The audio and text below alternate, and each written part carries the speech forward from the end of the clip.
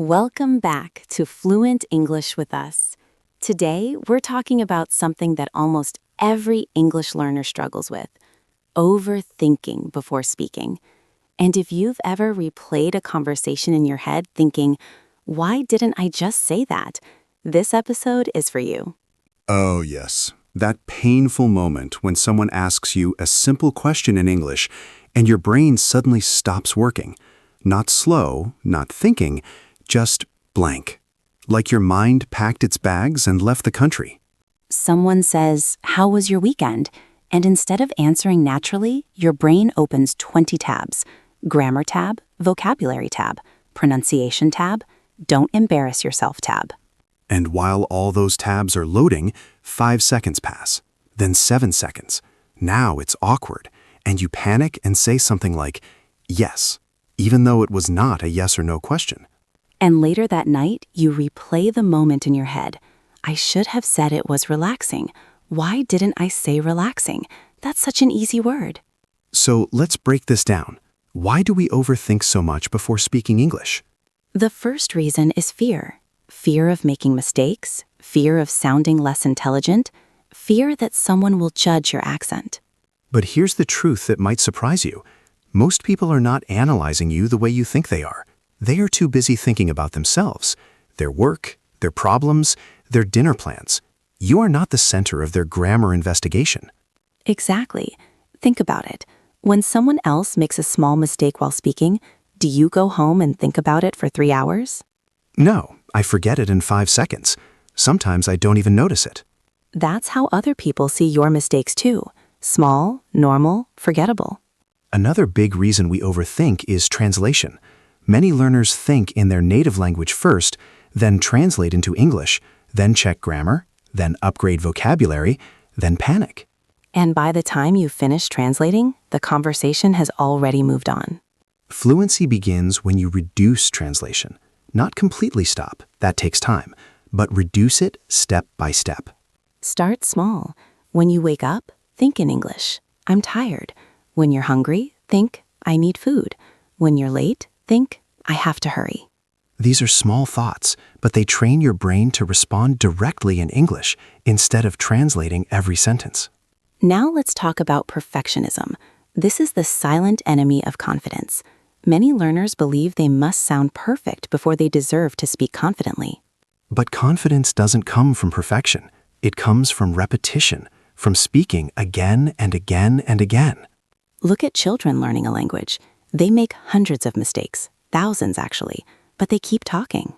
Imagine if a child said one wrong sentence and then decided, that's it, I will never speak again until I master grammar. That child would never learn.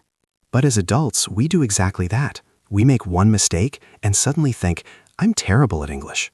Here's something powerful. Communication is more important than correctness. If someone understands you, you succeeded. Let's imagine a real situation. You're at a job interview. The interviewer asks, tell me about yourself. Your heart starts beating faster. Your brain wants to create the most impressive sentence in history. But instead of trying to sound like a motivational speaker, keep it simple. I recently graduated. I enjoy learning new skills. I'm hardworking and responsible. Short sentences, clear ideas. That's powerful.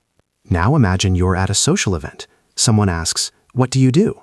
Instead of building a complicated explanation, say, I'm a student, or I work in marketing, or I'm learning programming. Simple sentences create smooth conversations. Smooth conversations build confidence. Here's another practical rule. Speak first, fix later. Yes, stop correcting yourself every 2 seconds. If you say, yesterday I go to the market, don't freeze. Just continue the story. Most people already understand what you mean. When you stop every sentence to fix small mistakes, you destroy your flow. And flow is more important than perfection. Another hidden reason we overthink is comparison. You hear someone speaking fluent English and think, I'll never sound like that. But you don't see their journey. You don't see the years of awkward conversations, the mistakes, the embarrassment they went through. You're comparing your beginning to someone else's middle or even their end. And that's unfair to yourself. Let's talk about confidence for a moment. Confidence is not the absence of mistakes. It's the willingness to continue despite mistakes. Confident people are not always correct. They just keep speaking. And when you speak smoothly, small mistakes become invisible. But when you hesitate and overthink, even tiny mistakes feel huge. So what can you do starting today? First, accept that mistakes are part of growth. Second, practice thinking in English daily. Third, focus on communication, not performance. You are not on stage giving a speech. You are simply talking to another human being. And conversations are messy, natural, imperfect. That's what makes them real. Here's your challenge. Today, have one small conversation in English.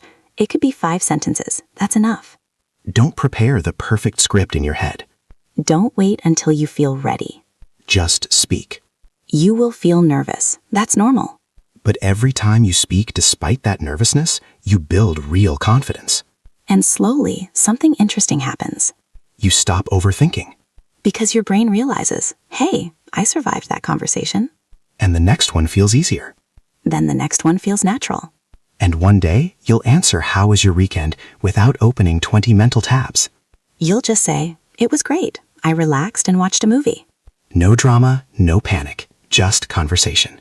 If today's episode helped you, follow Fluent English with Us for more real-life English conversations.